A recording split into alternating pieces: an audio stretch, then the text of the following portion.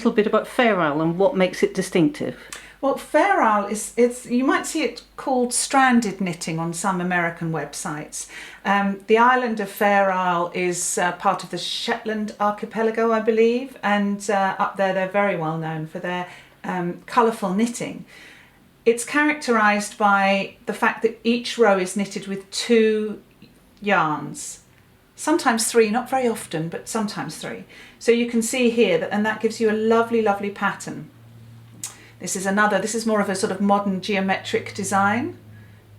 And then this is just a hat design, a sort of fern shape. But if you look at the inside of some of these, what I love is about Fair Isle knitting. That's nearly as good as the outside. Isn't it? And it's just so lovely. If you're brave enough to strand up to 5 or 7 stitches, then you get this lovely pattern. Here's another example.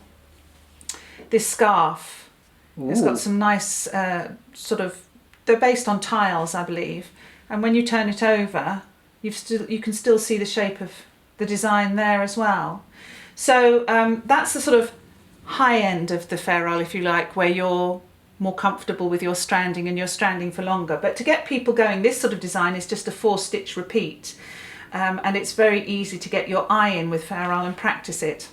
So can you show us a bit about how you manage having 2 yarns at once and working with them? Okay, so first of all, what I'm going to show you is how I weave in a new colour.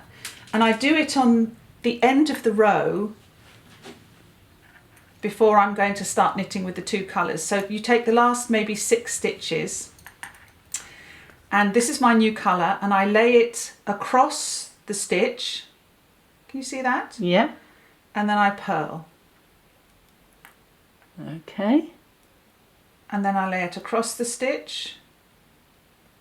Oops, and I purl.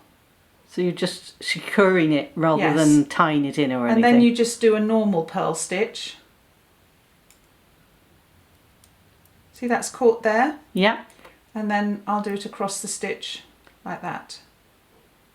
Right, so it's just held at the back of your stitches, yes, all the way across. So, and that's you can do it for more stitches. Just bear in mind that it'll only catch on, it catches on every other one. So you might want to do it more than that, or a few more stitches. But you can see that's already woven your end in, which saves you time at the end of your project.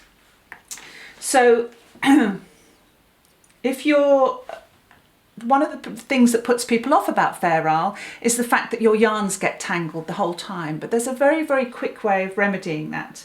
So if you've got your 2 yarns here, so you have to decide, one of them you're always going to take from the bottom and one of them you're always going to take from the top. So I'm going to take the blue from the bottom and the cream from the top. So let me show you what that means.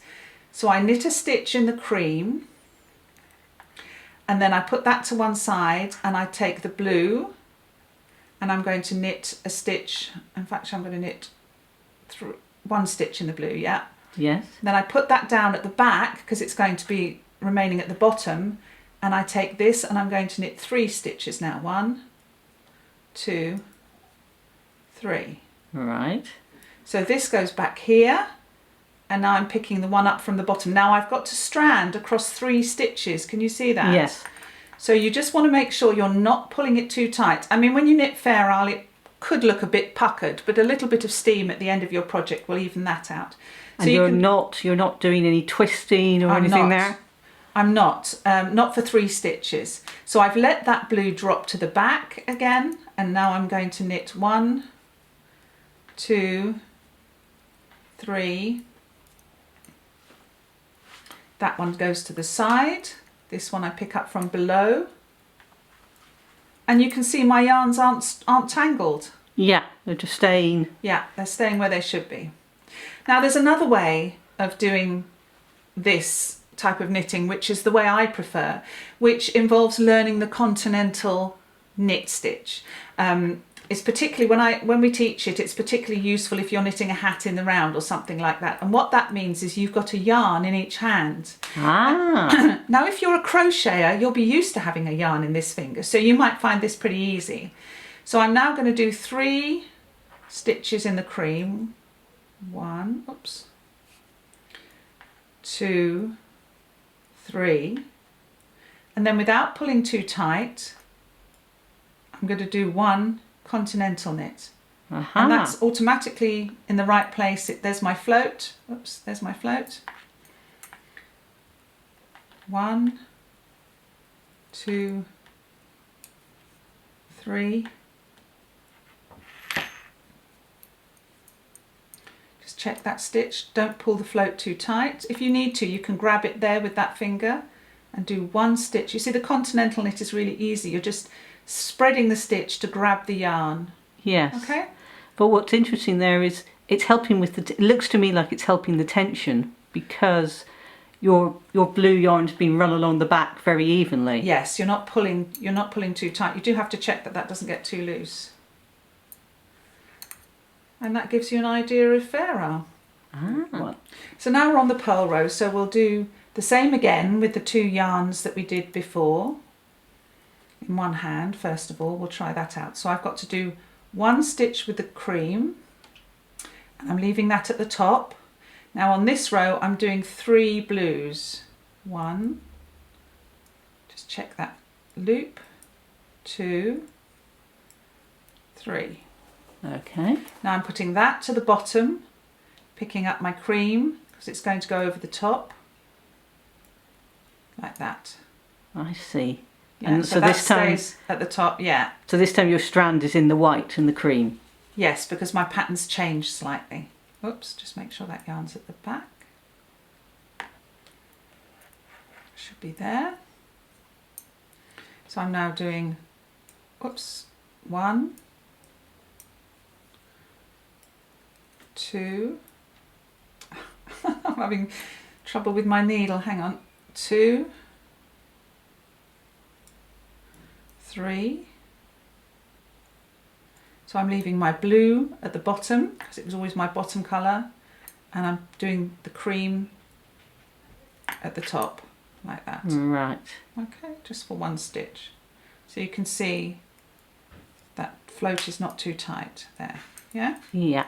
So can you do it two-handed? Yes, I can. So my blue was in my left hand before, so that's what I'm going to do again. So now there's lots of ways of doing the purl, but maybe the easiest way is you go into the stitch, you wrap it round, and you go back through. You go into the stitch, wrap it over, and just go back through. Into the stitch, over, and go back through. So I've done my 3, and then I'm going to do 1 like that. And again, my floats are nice and even there. So then the continental purl again, in, wrap it over, go back through. In, wrap it over, go back through. By all means, use your index finger just to control it. Hold it on the needle. Oh. And now it's the turn of the white stitch. Like that. So you can see on the other side, we've got nice even stitches, nice even floats. No tangles. No tangles. Yeah, so I mean, it makes Fair Isle so much more enjoyable, I think, if you can just master the idea of the yarns, where they're going to go,